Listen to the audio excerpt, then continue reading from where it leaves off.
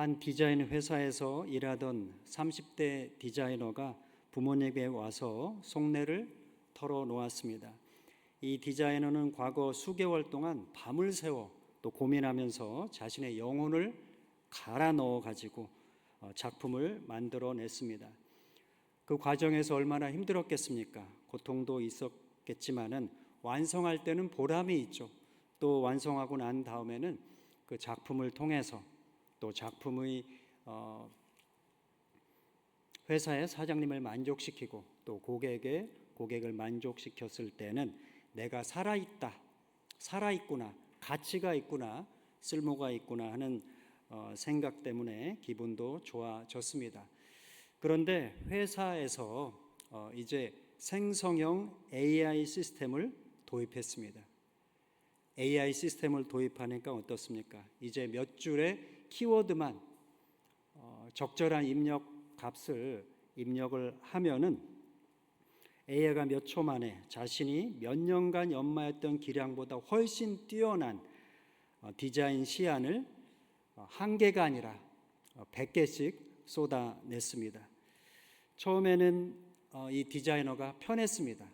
AI가 자기 업무를 대신해 주는 것이 편했는데, 왜냐하면 클릭 몇 번으로 업무가 끝나고 또 그렇게 AI가 제시해 준 그 결과물이 나쁘지 않았기 때문에 그랬습니다. 하지만 시간이 지나면서 이 디자이너에게 깊은 우울증이 찾아왔습니다. 내가 수십 년간 노력해온 창의성과 영혼의 깊이라는 것이 결국 이 기계의 알고리즘의 계산 몇 번보다 못한 것이었나. 내가 대학도 다니고 그 위에 견습생으로 일도 하고 또 직장에 있으면서 굉장히 오랫동안 기술을 익혔는데 AI는 단 몇 초 만에 자기가 여태까지 습득한 발휘한 역량에 훨씬보다 고급 역량을 너무나 쉽게 발휘하는 것을 보고 인간으로서의 그런 자기 존중감이라고 할까요? 그런 것이 뿌리채 흔들린 것입니다. 내가 이렇게 해서 정말 창의적인 또 영혼을 지닌 지성을 가진 한 인간이라고 할 수 있나 하는 생각이 들기 시작하니까 또 그냥 나라는 존재는 어떻게 보면은 기계랑 별로 차이가 없는 듯한, 오히려 기계보다 못한 존재로서 하나의 그냥 대체 가능한 데이터일 뿐인가 하는 생각이 몰려왔다고 합니다. 이러한 현실이 여러분에게 생소하실 수도 있는데 다가올 10년 안에는 여기 계신 많은 분들이 본인들이 또는 자녀들이 겪을 만한 그런 일일 것입니다. AI가 우리 시대에, 우리 사회에 또 우리 문화에 깊이 들어왔습니다. 그러다 보니까 이제 곧 노동의 종말이 온다고 합니다. 대량 해고가 발생하고 더 이상 많은 사람들이 기존에 해오던 일을 그대로 하지 않아도 충분히 생산성이 보장이 되는 그런 시대에 사람들은 직업을 잃고 방황합니다. 어디에서 내가 자아를 실현할 것인가? 하나님의 뜻에 따라서 창조됐고 세상의 부름을 받아서 살아가고 있는데 나의 존재 가치는, 나의 효용성은 어디에 있는가? 일자리를 잃어버리는데 나라의 국력 상태에 따라서 어떤 나라에서는 기본소득을 제공하기도 합니다. 또 어떤 나라는 기본소득을 다른 나라에 비해서 적게 주기도 합니다. 기본소득이라는 것도 불안의 요소가 됩니다. 그 기본소득이라는 걸 가지고 이전에 누렸던, 내가 직업을 가지고 해서 돈을 벌어가지고 얻었던 것만큼은 못 얻기 때문에 상대적인 박탈감도 생겨나고 여전히 뭔가 갈증이 있으면서 자아실현에도 갈증이 있고 경제적 삶에도 갈증이 있으면서 무엇을 해야 할지, 무엇을 내가 도대체 원하는 것인지, 나라는 존재의 가치평가가 어떻게 이루어질 것인지 상당히 혼란스럽게 될 예정입니다. 근데 이것이 AI 시대를 살아가는 오늘날 현대인들에게만 해당되는 것은 아닐 겁니다. AI가 있기 이전에도 우리가 사는 이 삶에 있어서는 나라는 존재의 이 존재의 가치에 대해서 또 내 인생의 의미에 대해서 때로는 그 의미와 가치감이 흔들리는 경우가 왕왕 발생합니다. 어디로 가야 할지, 내비게이션이 있다고 할지라도 때로는 그 내비게이션마저 나를 배신하는 것이 우리 인생의 한 면이기 때문에 AI 시대가 아니라도 우리는 이 디자이너가 겪은 것과 같은 무의미와 또 깊은 우울의 상태를 보낼 수가 있게 됩니다. 오늘 우리가 살아가는 이 시대에 과연 기독교 신앙이란 게 뭔가, 또 예수 그리스도께서는 우리를 어떻게 돌보고 계신가, 또 우리가 그리스도인으로서 한 인간으로서 살아간다는 게 도대체 어떤 의미가 있는 것인가, 그것을 오늘 우리가 함께 읽은 요한복음 4장의 말씀을 통해서 숙고해 보고자 합니다. 오늘 말씀에 보면은 사마리아 여인과 예수님이 만나고 있습니다. 이 만남이라는 말이 참 중요한 말입니다. 여기서 만남이라고 했을 때 사마리아 여인과 이 예수님이 만났다. 성경에 특히 복음서에는 예수님과 사람이 만난 이야기인데 이 만남 그 자체로 성경에서 말하고 싶은 것은 이게 하나의 사건이라는 것입니다. 사건 아시죠? 사건이란 거는 특별한 의미가 있고 그 사건으로 인해서 모종의 변화가 발생했을 때 우리가 사건이라고 합니다. 지나간 하루를 여러분 떠올려 보십시오. 여러 가지 일들이 있지만 그 가운데는 만남이 있고 그냥 만남이 아니라 사건이 있을 수 있습니다. 어떤 사람과의 만남도 있고 어떤 사물과의 만남도 있고 또 어떤 가치와의 만남도 있을 수 있는데 우리가 그것을 사건이라고 하면은 거기에 특별한 의미가 부여되는 것이고 또 그 사건을 통해서 모종의 변화가 나와 또 관계 또 이 세계 안에 변화가 있었을 때를 우리가 지칭합니다. 예수님과 이 사마리아 여인이 만났을 때 이것이 하나의 사건이기 때문에 이 사건 안에는 좀 특별한 요소 또 초월적인 요소가 있다고 볼 수 있습니다. 사마리아 여인은 정오 낮 12시에 물을 기르러 우물가로 나왔습니다. 그리고 예수님께서는 마침 이때 여행길에 지치고 피곤하고 또 갈증이 있는 상태였습니다. 그래서 7절에 이렇게 기록하고 있습니다. 예수님이 사마리아 여인에게 하는 말입니다. 나에게 마실 것을 좀 주세요. 자, 여러분, 나에게 마실 것을 좀 주세요. 예수님이 길을 가다가 지치고 피곤하고 갈증이 났으니까 이렇게 말하는 것이 너무 당연하다 생각할 수 있겠지만은 자, 이 만남이 사건이죠. 이것은 당연한 건 아니고 특별하고 초월적인 것입니다. 왜냐하면 예수님은 유대 사람이고 이 사마리아 여인이잖아요. 이 양자 사이에 특히나 유대인 남자가 사마리아 여자에게 자신의 인간으로서의 필요, 궁핍함, 결핍을 내보이면서 도움을 요청하는 것은 평범한 일이 아니라는 말입니다.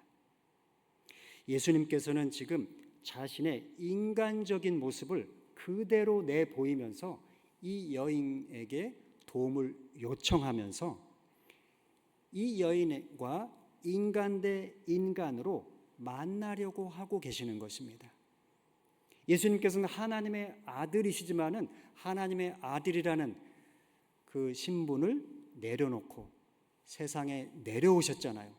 내려오셔서 거기서 하나님인 척 하고 계신 게 아니라 인간으로서 자신의 실존적인 연약함을 그대로 자신이 만나고 있는 여인한테 그대로 보여주시는 겁니다. 내가 갈급합니다. 갈증이 나 있고 피곤하고 지쳤고 나는 두레박도 없으니까 나를 좀 도와달라고 이렇게 예수님이 요청을 하고 있습니다. 인간 대 인간으로 이 여인을 좀 만나고 싶어 하신다. 우리가 그렇게 볼 수 있습니다. 그런데 여인은 어떻습니까? 여인은 도리어 그렇지 않습니다. 9절에 이렇게 기록되어 있습니다. 선생님은 유대인이고 나는 사마리아 사람, 그것도 여자인데 어째서 마실 것을 달라고 하십니까? 이렇게 말을 하고 있습니다. 자, 여러분, 예수님은 인간 대 인간으로 만나기 위해서 자신의 연약함도 고백하면서 보여주면서 아쉬운 소리를 하고 있는데, 이 여인은 당대의 사회적인 관습이 머릿속에 있는 겁니다. 그러면서 예수님과는 다르게 인간 대 인간으로 만나지 못하고 있는 것입니다. 유대인과 사마리아인, 또 남자와 여자라는 이분법에 갇혀서 인간 사이의 참된 만남, 관계로 나아가지 못하고 있고요. 그렇게 인간 대 인간으로 만나지 못하기 때문에 도움을 요청하는 사람의 손길을 외면하게 되는 것입니다. 예수님에게 물을 한 잔 드리면 참 좋을 텐데 그렇지 않았겠습니까? 예수님은 지쳐있고 갈증이 나는데 단순하게 생각해서 인간 대 인간으로, 남자라고 할지라도 두레박으로 물을 떠서 드렸으면 얼마나 좋았을까요? 그런데 그렇게 했다면 이것이 하나의 만남이고 사건이 돼서 복음서에 기록되지는 않았겠죠. 사마리아 여인이 갖고 있는 실존적인 문제라고도 볼 수 있습니다. 이 여인이 사람과의 관계에서 사람을 진정으로 만나지 못하는 일종의 영혼의 질병 같은 걸 갖고 있는 것이고요. 그러한 영혼의 질병이라는 것은 이 여인이 하나님과의 관계에서도 마찬가지로 하나님을 인격적으로 만남의 경험이 없다는 것을 방증하고 있는 것입니다. 하나님과의 관계에 있어서 어려움이 생겨 있기 때문에 인간과의 관계에 있어서도 자신의 문화적인 한계, 또 관습, 이런 것에 매어가지고 그걸 넘어가지 못한 채 그 경계의 안쪽에서만 왔다 갔다 하면서 결국에 참된 사건의 현장으로 못 가고 있게 되는 것입니다. 여러분, 인간의 실존, 인간이라는 존재, 또 하나님의 존재, 이 양자 사이의 차이가 바로 여기에 있을 것입니다. 하나님께서는 우리와 인격 대 인격으로 만나기를 원하십니다. 그리고 늘 하나님께서는 우리 인생의 어떤 순간마다, 특별히 인생의 고비라든지 어두운 밤이 찾아올 때, 또는 우리가 무언가를 상실하고서 박탈당하고서 그 공허한 가운데, 또 외로움 가운데 있게 될 때 하나님께서 특별히 우리를 찾아오셔서 우리와 인격적으로 만나기를 원하십니다. 우리와 하나님께서 인격적으로 만나셔가지고 하나님이 어떤 기쁨을 얻으시려고 하는 것이 아니라 그것이 하나님의 영혼의 돌봄의 방식인 것입니다. 우리의 병든 영혼을 돌보는 방식으로서 하나님께서는 우리를 찾아오셔서 우리와 인격 대 인격으로 만나기를 원하시는데, 우리 인간이라는 존재는 이상하게도 그것으로부터 도망가고자 하는, 또는 그것을 부인하거나 회피하고자 하는 그런 이상한 습성이 있습니다. 머릿속으로는 분명히 좋은 것인 줄 알고 그렇게 해야 된다고 생각은 할지 몰라도 실제 우리의 몸은 그렇게 움직여지지 않습니다. 우리 마음의 이 깊은 곳에서는 뭔지 모르게 참 생명이고 진리이고 또 정말 우리를 자유롭게 하는 그것을 왠지 모르게 방해하고 회방하면서 그것대로 살지 못하게 하는 이상한 요소가 있는 것 같습니다. 인간이라는 존재는 항상 그렇게 그런 묘하고 또 못된 송아지 같은 그런 요소를 갖고 있습니다. 하나님의 존재 또 인간의 실존 사이의 이러한 차이에도 불구하고 하나님께서는 늘상 우리 삶에 참여하기를 원하시는데 우리는 늘상 그곳으로 도망치려고 하는 이러한 것이 AI 시대, 현재 또 우리가 10년 후 아마도 여기 계신 분들이 살아 계시는 동안에 이 AI 시대는 점점 우리가 사람을 인격이 아니라 도구로서 소모품으로 취급하는 경향이 확대되지 않는가. 또 우리 자신도 나 자신을 점점 그렇게 생각하는 경향이 있습니다. 사람들의 관심은 오늘날 관심이 그러합니다. AI 시대, 내가 직업을 계속 갖고 있을 수 있을까? 내가 생존을 할 수 있을까? 내가 뭔가 직업을 갖고 생존을 하면서 그렇게 있으면 내가 뭔가 가치 있는 것처럼 여겨지고, 생존하지 못하게 됐을 때는 풀타임으로 내가 어떤 직업을 유지하지 못하게 됐을 때, 프리랜서처럼 내가 살아가게 됐을 때, 직업이 하나가 아니라 여러 개가 돼서 그렇게 여러 개를 가져야만 내 생활이 유지되는 상황이 됐을 때는 나 자신이 무가치하게 여겨지게 되는 것이죠. 내가 다른 사람도 그런 식으로 여길 뿐만 아니라 나 자신도 그렇게 여기게 되는 것이 알게 모르게 우리 사회에 깊이 퍼지고 있는 것이죠. 여러분, 어찌 보면 모든 문제는 그래서 하나님과의 만남, 진실한 만남의 여부에 달려 있다고도 볼 수 있습니다. 내가 나 자신을 어떻게 바라보는가, 또 내가 타인, 다른 사람을 어떤 시각으로 바라보는가는 내가 하나님과 진정으로 만나고 있느냐, 만나지 않고 있느냐의 여부에 달려 있습니다. 하나님이 어떤 분이신지 내가 경험을 했더라면, 하나님의 은총, 하나님 주신 선물이라는 것이 도대체 나라는 인간 안에서, 또 이 세계 안에서, 우주 안에서 어떻게 작동되고 있는지를 우리가 깊이 경험한다면 그 모든 것이 달라질 것입니다. 여기 계신 사랑하는 정읍중앙교회 성도 여러분, 하나님을 깊이 인격 대 인격으로 만나시기를 간절히 기원합니다.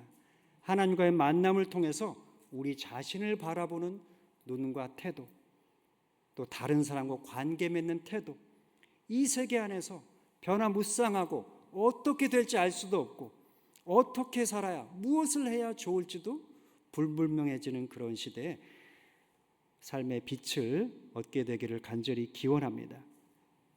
10절에 보면 예수님께서 이런 말씀을 하셨습니다. 사마리아 여인에게 하신 말씀입니다. 하나님의 선물이 무엇인지, 또 그대에게 마실 것을 좀 달라고 말한 사람이 누구인지 알았다면 당신이 그대가 그 사람에게 생수를 달라고 했을 것이고, 그 요청에 따라서 그가 당신에게 생수를 주었을 것입니다.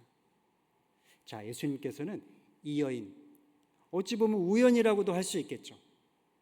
예수님은 여행길이었고 이 여인은 하루의 일과대로 그 정오에 거기에 나왔는데 우연히 거기서 마주친 거라고 볼 수가 있지만, 예수님께서는 그 만남을 사건으로 바꾸시면서 이 사마리아인 이 여인의 영혼을 돌보고 계시는 거죠. 예수님은 이 여인이 두 개를 알아야 된다고 말씀합니다. 첫 번째는 무엇입니까? 하나님의 선물이 무엇인가, 그것을 알아야 한다, 이렇게 말합니다. 하나님의 선물이라는 것이 무엇이라는 것을 알았다면 그대가 다르게 행동했을 텐데, 하나님의 선물이라는 것이 무엇인지 모르니까 당신이 나를 문화적인 한계 안에서 대하고 있다, 이런 말씀이겠죠. 여러분, 하나님과 우리의 관계는 선물의 관계입니다. 하나님께서 하나님 자신을 우리에게 선물로 내어주시는 것입니다. 하나님이 가지신 그 모든 것을 우리에게 선물로 주시는 것입니다.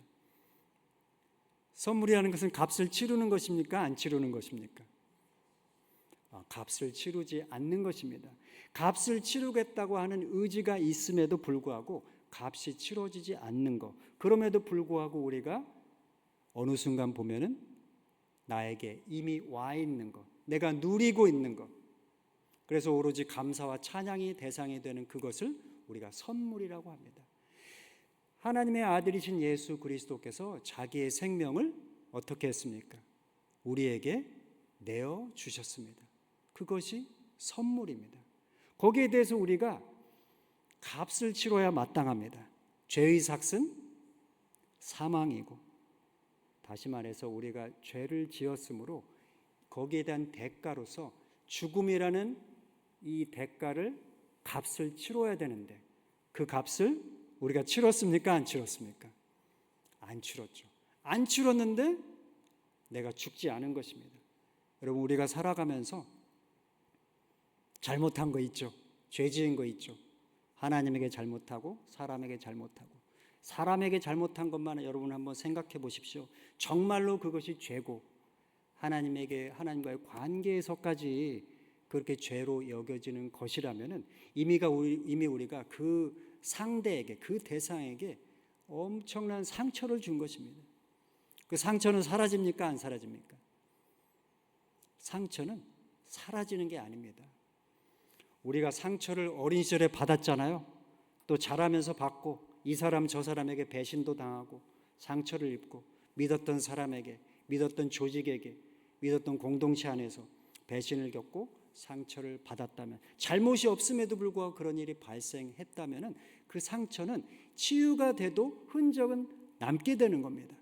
거꾸로 생각해 보면 여러분, 우리가 어떤 인간에게, 사물에게, 이 세계에 죄를 지었을 때 그로 인한 상처, 소외는 흔적은 남게 되는 것이죠. 그렇기 때문에 죄의 삭시라고 하는 것은 항상 우리가 죽어야 마땅한데 죽지 않고 어떻습니까? 우리는 내가 많은 사람들에게, 대상에게, 이 세계에, 피조물에게 상처를 입혔죠.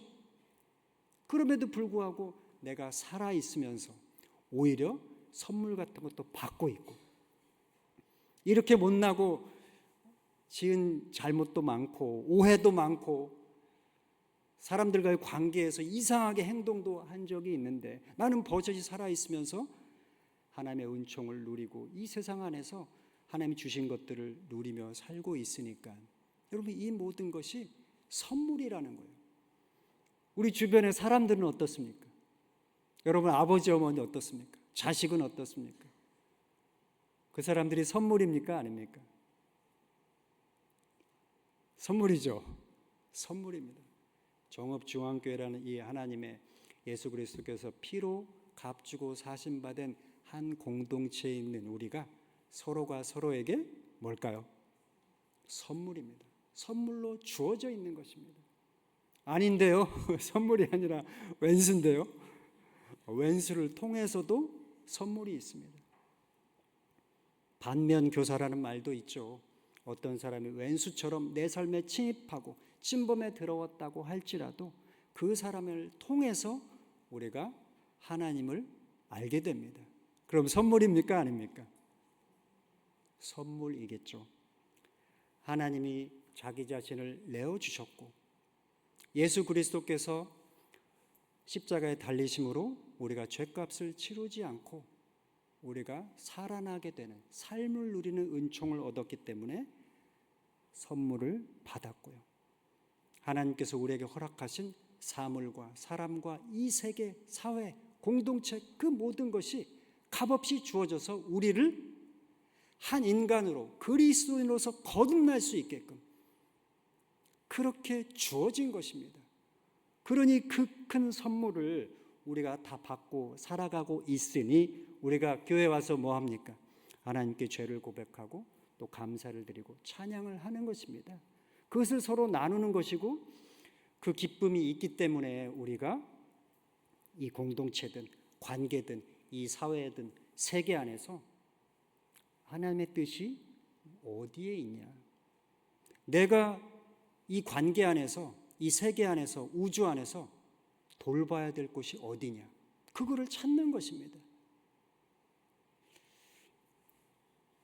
하나님의 선물이 무엇인지를 알았다면 이 여인이 예수님에게 물을 들었을 텐데, 그리고 들었을 뿐만 아니라 정말로 하나님의 선물이신 예수 그리스도가 바로 눈앞에 현존해 계시니까 그분에게 정말로 생수를 요청했을 것이고 그러면 생수를 받아 마실 수 있었겠다 하는 주님의 말씀입니다. 두 번째는 이 마실 것을 달라고 하는 사람, 예수님은 마실 것을 달라고 하는 자기는 하지만 예수님께서 마실 것을 달라고 하긴 하지만 그렇게 내게 도움을 요청하는 사람, 바로 그 존재가 정말로 내게 필요한 것을 갖고 있다는 것을 알아야 한다는 것입니다.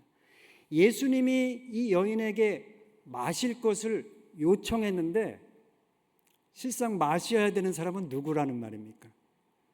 이 여인이 물을 마셔야 되는 거고, 이 여인이 마실 물을 예수님이 갖고 있다는 겁니다. 예수님이 갖고 있는데 이 여인은 안 갖고 있고 갈증이 나고 있고, 그로 인해서 삶에 있어서 방황도 하고 무의미함이 있고 우울증에 빠지고 무가치하게 여겨지고 어떻게 할 줄을 모르겠고, 우리가 읽지는 않았습니다만 그래서 이 여인이 원래 남자들이 몇 있었어요? 5명이 있는데, 지금도 누구랑 같이 있는데 그 사람이 남편이에요, 아니에요? 남편이 아닙니다. 남편이 아니라는 말은 참으로 진정한 관계를 맺고 있지 못하다는 거죠. 그러니까 이 여인은 정말로 물이 필요한 사람인데, 물을 달라고 요청하는 예수님이 정말 어떤 분인지를 알았더라면, 자기가 이 여인이 정말 물이 필요한 사람은 나고, 그래서 예수님에게 요청을 했다면 예수님께서 돌보아 주셔서 물을 주셔서 이 여인의 갈증을 해결하실 수 있었을 것이라는 말씀을 예수님께서 하고 계시는 것입니다. 하나님의 선물이 무엇인지를 경험으로 아실 수 있기를 간절히 기원합니다. 우리에게 도움을 요청하는 연약한 사람들, 또 가난한 사람들, 궁핍한 사람들, 그 사람들이야말로 예수님과 이 여인의 관계에서처럼 우리가 정말로 필요한 무언가를 줄 수 있는 존재라는 것을 기억하시기를 바랍니다. 주님은 그래서 생수를 주시는 분으로 말씀을 하고 있습니다. 생수를 주셨을 것이다.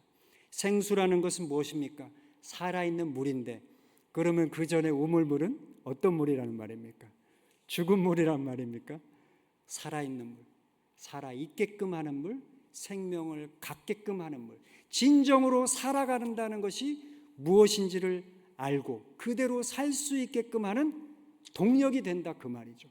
생수라는 것은 주님께서 생수를 주시기 때문에 이 생수를 받아 마시면 나라는 존재가 정말 인간답게, 그리스도인답게 될 수가 있고, 그렇게 살아가는 삶에 있어서 부족함이 없게 된다는 것입니다. 시편 23편의 말씀처럼 여호와께서 나의 목자가 되시고 나는 양인데, 목자이신 하나님께서 나를 이끌고 가시고 초원에서 풀을 뜯게 하시고 또 샘에서 물을 얻게 하심으로 내가 인생에서 원수를 만날지라도 그런 것들 안에서 내가 오히려 영광되게 되고, 그래서 하나님께 찬미를 하게 되고, 그래서 영원한 그런 식탁을 누리게 된다는 말씀이 시편 23편에 있지 않습니까? 생수를 마셔야만 우리가 진정으로 살아갈 수가 있고요. AI 시대에도 인간인가 기계인가 하는 이 양자 사이에서 혼란에 빠질 때도 내가 정말 가치가 있는 인간인가, 효용성이 있나, 이런 질문에 왔다 갔다 흔들리는 상황 속에서도 자기의 심지를 굳게 하면서 하나님의 자녀로 살아갈 수가 있게 되는 것입니다. 이러한 은총이 저와 여러분 모두에게 있기를 간절히 기원합니다. 11절 말씀에 보면은 이 여인이 이렇게 말합니다. 선생님은 두레박도 없으면서 어떻게 생수를 구하신다는 말입니까? 맞는 말이죠. 두레박이 없는데 어떻게 나한테 물을 준다고 그러십니까? 그것도 그냥 물 아니고 생수를 준다고 합니까? 또 12절에 이렇게 되어 있습니다. 선생님은 야곱보다 더 큽니까? 야곱이라는 사람은 이스라엘의 유대인들의 조상일 뿐만 아니라 사마리아 사람들에게도 조상이 되는데, 그 야곱이라는 사람이 얻은 우물, 판 우물을 가지고 대대손손 그 우물을 먹었다고 말합니다. 가축도 먹었다. 자, 이 야곱이라는 사람, 이 여인은 야곱이라는 이것에 기대고 있는 것입니다.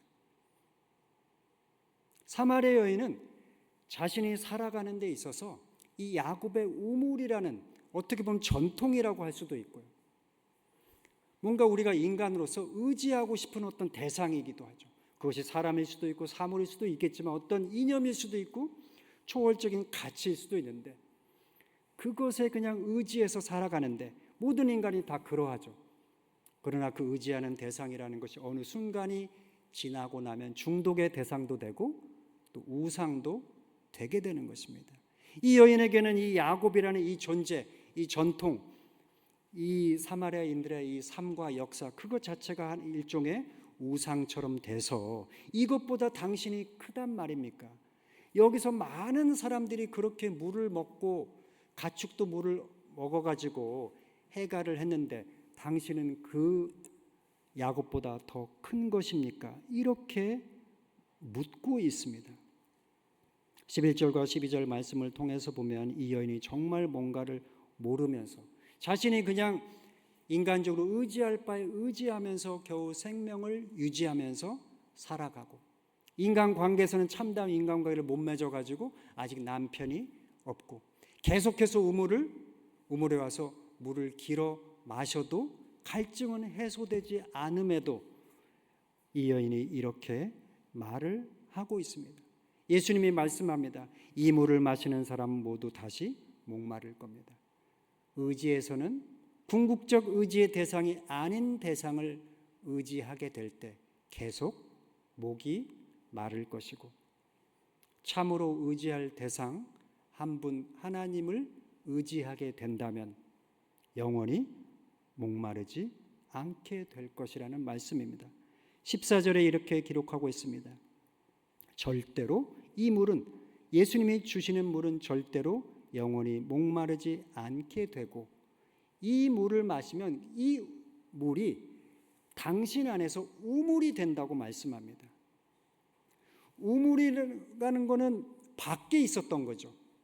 사마리아인이라는 이 여인의 밖에 있어가지고 그 밖으로 와서 항상 밖에 가서 뭔가 찾아서 취해서 얻어서 충족시키고 만족을 해야만 살아갈 수 있었는데, 예수님이 주시는 물을 마시면 그 물이 안으로 들어가서 그 안에 우물이 생기기 때문에 밖에 가서 의존하거나 의지하거나 헛된 것으로 자신의 삶의 충족이, 만족이 이루어질 수 있다는 환상에 사로잡힐 필요가 없게 되는 것입니다. 우리 안의 우물, 바로 그 우물은 예수 그리스도이시고 하나님의 나라이고, 또 성령 하나님의 인도 가운데 살아가는, 모든 것을 성령 하나님께 맡김으로써 우리가 얻게 되는 마음의 평강일 것입니다. 이러한 우리 안의 우물이 저와 여러분 모두의 그 내면 안에서 깊이 솟아나게 되기를 간절히 기원합니다. 함께 기도드리겠습니다.